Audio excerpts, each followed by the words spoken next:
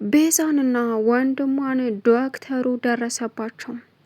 ለአደይ በራሴ መንገድ እቀጣቸዋለሁ በማለትም ነግሯት ነበረ። ነገር ግን እያዘዋወሩ ያሉት መድኃኒት ህገ ወጥና ሰዎችን አእምሯቸውን የሚያስስ ስለሆነ ዶክተሩ መረጃ ካገኘ በኋላ ለፖሊስ ደውሎ እጅ ከፍንጅ እንዲያዙም አደረጋቸው። ቤዛና ወንድሟ እንግዲህ አሁን ላይ የማይወጡት ትልቅ ማቅ ውስጥ ገቡ። አደይ ይህን አድርጎ ስላሳያት ዶክተሩ ላይ በደስታ ተፍለቀለቀች። ቀጠለችናም ቤዛና ፍጣ ይገባሻል አንቺ ወራዳ እያለችም ጮኸችባት። ቤዛ ከባቡሬም ጋር ከገጀራውም ጋር ስትገናኝ አገኛት። ምን እንዳደረገችም አወቀ።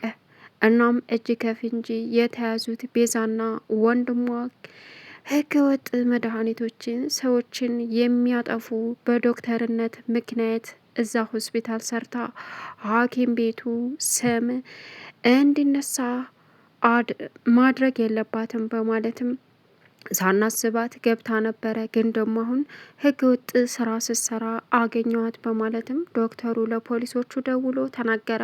ፖሊሶቹም ቤዛንና ወንድሟን እጅ ከፍንጅ ይዘው ወደ ፖሊስ ጣቢያ ወሰዷቸው። ቤዛ ለገንዘብ ስትስገበገብ እንግዲህ እድሜ ልክ የምትስገበገበውንም አጣችው። ሰላም ውድና የተከበራችሁ የስኬት ሚዲያ ቤተሰቦች እንዴት ናችሁ? ሰላማችሁ ይብዛልኝ። ለቻናሉ አዲስ ሲሆናችሁ ሰብስክራይብ እያደረጋችሁ ቪዲዮውን እስከ መጨረሻው ተከታተሉ። እንግዲህ ተወዳጁ እና በጉጉት የምንጠብቀው አደይ ቀጣይ ፓርቲ ዘመተናል። እጅግ በጣም በሚገርም ሁኔታ ዶክተሩ እንግዲህ አደይን ቃል ገብቶላት ነበረ። አደይ መጀመሪያ ስሜታዊ ሆና ብዙ ነገር እያደረገች እና እየተናደደች እንዲሁም ቤዛን ሴት አድርጋ ይዛ ነበር። ነገር ግን የሚገርመው ሁኔታ ዶክተሩ ቀላል ነገር መስሎት ሁሉንም ነገር እኔ አስተካክለዋለሁ የሚቀጣቸውን ቅጣት አሳይቻለሁ በማለትም ለአደይ ቃል ገብቶላት ነበር። መጨረሻ ላይ ግን ዶክተሩ ያየው ነገር ከባድና በሱ ቅጣት መመለስ እንደማይችሉም ስላወቀ ወደ ሐኪም ቤታችን አንድ አጭበርባሪ በዶክተርነት ስራ ገብታ ፋርማሲስት አድርጊያት ነበረ። ነገር ግን እያዘዋወረች ያለችው የሰዎችን ሕይወት የሚነጥቅ ነው በማለትም እንግዲህ ክስ መሰረተባት። በዚህን ሰዓት ቤዛ ከነ ወንድሟ ወደ እስር ቤት ተከተተች። እንግዲህ በጣም የሚያሳዝነው ባቡሬ ደግሞ የልል ስቃይ እንደቀጠለ ነው። ሊሊ አሁን ደግሞ ኤላ ሲገርም አባቴንና ኤላን አምጣለኝ እያለች ባቡሬን ታሰቃየዋለች። እናዬ አባቴ እናቴ ናፍቃኛለችም ትላለች። ባቡሬ አባቷን ከየት እንደሚያመጣው ግራ ተጋባ፣ ሞቷል። ነገር ግን ደግሞ ኤላ የምትለው ዶክተሩን ነው። ለኤላዬ ብዬ ነው መድኃኒት የምውጠው እያለች እንድትጥም አደረገ። ከዛ በኋላ ትቅረቤ በማለትም ጮኸችበት። አደይንም ካደቻት። ምንም ሁኚ ማንም አያገባኝም፣ አላቀሽም፣ አንቺ አስመሳይ ነሽ እያለችም ጮኸችባት። እኔን አስመሳይ አለች አደይ። ሊሊ ከቀልቧ ስላልሆነች የምትናገራቸውንና የምታደርጋቸውን ነገሮች አታውቅም። ሌላው እጅግ በጣም የሚያሳዝነው ደግሞ አሁን ላይ ዴቭ በጣም እየተሰቃየና እየተናደደም ይገኛል። ይህ የሚሆንበት ምክንያት አንዱ ችግር ምንድን ነው? አደይ አባቷ መልሰዋት ወደዚህ በመምጣቷና ሽምግልናውን ባለመቀበላቸው ለሌላ እንዲድሯት ማድረግ እንደቻሉም ስላወቀ ነው። እናቱ ደውላ እንግዲህ ስልክ አንሳሌ ብትለውም ሊያነሳ አልቻለም። የፍቅር እናት ለደብ እናት ደውላም የተፈጠረውን ነገር በሙሉ ስትነግራት በፍጹም ይሄ ሊሆን አይችልም በማለትም ከማንም ከምንም በላይ ተናዳ እንደሆነም የፍቅር እናት ነገረችው። አንቺ አውሪያት ታለም፣ እኔ አላወራትም፣ ምንም ልላት አልችልም። እማዬ ስለተናደደች አንግባባም፣ ትልቅ ችግር ስለሚፈጠር አንቺ አውሪያት አላት። እሺ አውርታት በቃ ቢሻላት ይሻል ነበር። አይ ካልክ ደግሞ እኔ እንደምንም ብዬ አወራታለሁኝ፣ ግን ደግሞ የምትረጋጋ አይመስለኝም አለችው። ምንም ላረግ አልችልም አለ ፍቅር። በዚህን ሰዓት ለምን አንድ ነገር አናደርግም አለች። ምን ማለት በቃ እሷ ካልተረጋጋች ሌላ ሚስት አገኘ ብሎ ሌላ ሚስት አንድርህም አለች። እሷ ለራሷ ደብን እያመቻቸች ነው። በዚህን ሰዓት ደብ ውጭልኝ በማለትም ማስወጣት። ፍቅር እንግዲህ አደይ ተመልሳ ገጠር ሄዳ አባቷ የሚፈልገውን ወንድ እንድታገባ ትፈልጋለች እና ከዚህ ቤት እንድትወጣ ከዚህ ከከተማ እንድትሄድ እፈልጋለሁ፣ የምትፈልጉትን አይነት ገንዘብ ልስጣችሁ በማለት ሮማንና ሄለንን ልታስማማቸው ብድግ አለች። ማለት ምንድን ነው ስትልም አደይ አውቃ ነው ደብን አትወደውም፣ ደብ ብቻ ነው የሚወዳት እንደታወቅሽ አለቻት ሮማን።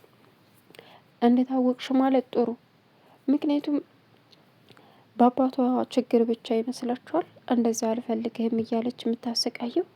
ስለዚህ ስለማትፈልገው ነው አለች። በዚህን ሰዓት እሺ አትፈልገው ትፈልገው አያገባንም፣ ግን ደግሞ አንቺ ምን ፈልገሽ ነው ፍቅር አለቻት ሮማን። እኔ የምፈልገው አንቺ የምፈልጊው እኔ የምፈልገው አደይን ከዚህ ከከተማ እንድትወጣ ማድረግ። ለምን በቃ ከዚህ እንድትሄድልኝ እፈልጋለሁ። ከዛ እናንተ ደግሞ የፈለጋችሁትን ብር እሰጣችኋለሁ፣ እሷን እዛ እንድትሄድ አድርጉልኝ አለቻቸው።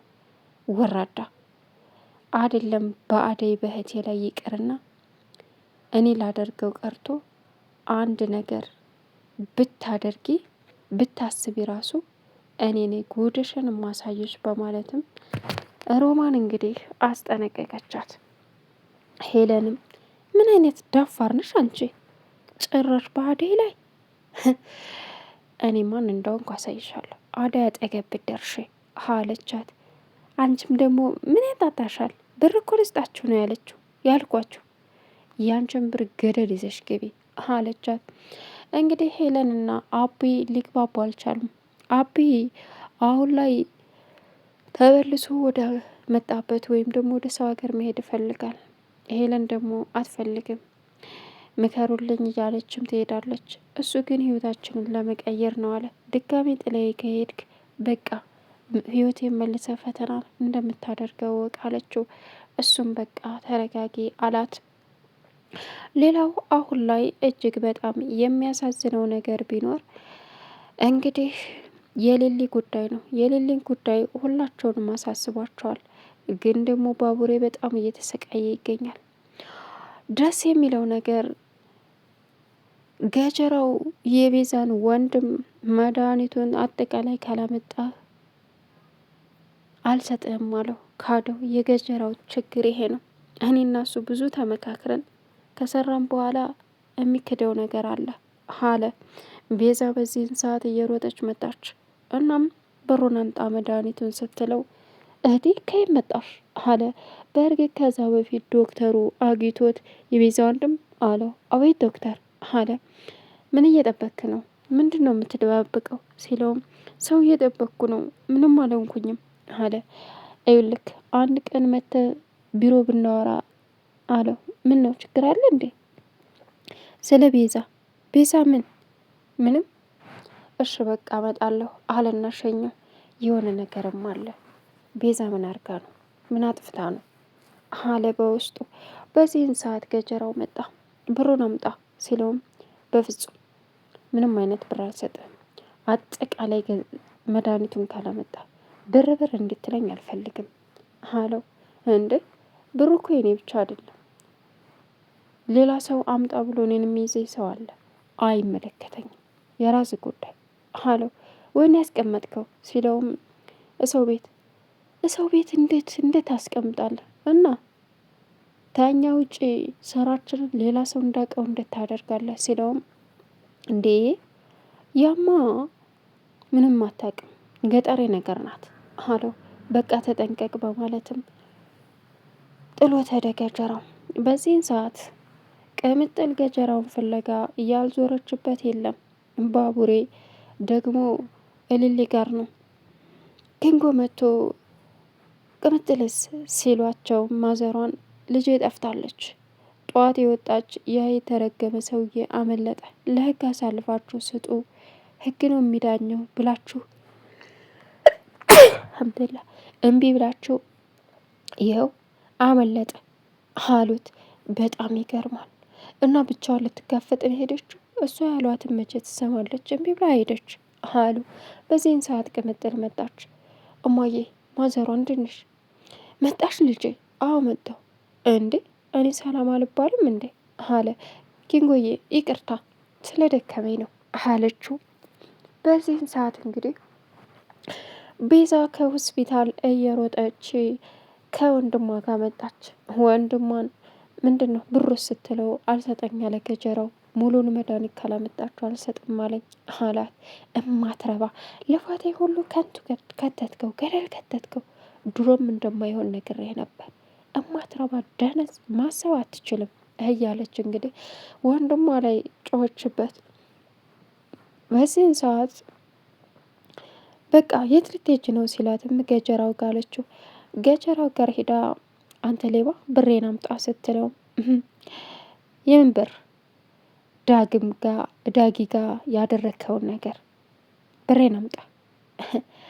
አይሽ ብሬን አምጣ ብለሽ እንድትመጪ ነበር የምፈልገው። ይኸው መጣሽ፣ አላቅልሽም ሲላትም ማን እንደሆን ካሳያለሁ፣ ካላመጣህ የመጨረሻ ነው የሚሆነው፣ እመነኝ አለችው።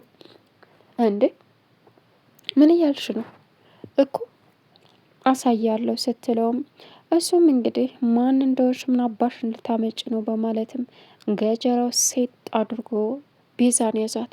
በዚህን ሰዓት ዶክተሩ በመኪና እየሄደ ነበረ። ቤዛ አለ። ልቀቀኝ ልቀቀኝ እያለች ስትታገለው ዶክተሩ ድብ አለ። በዚህን ሰዓት ቤዛ ደነገጠች። ሁለታቸውንም አላቀቃቸው። መጨረሻ ላይ ግን የቤዛን ማንነት ሲያውቅ ለካ አላቅሽም ነበር አለ። በእርግጥ ለአደይ አንቺ ልክ ነበርሽ፣ ለሊሊ እየተሰጣት የነበረው መድኃኒት እየተሳሳተ ነው አላት። ምን አለች? እንዴት አንተ ሳታቅ እርግጠኛ ሳትሆን ትሰጣታለህ? ስትለውም ይህ ሁሉ እያደረገች የነበረው ቤዛ ናት። ስለዚህማ ሊሊ ወደ ነበረችበት ካልተመለሰች እከሳቸዋለሁ ስትለውም ሆስፒታሉ እንድቋሸት ስለማልፈልግ እኔ ቀጣቸዋለሁ አለ።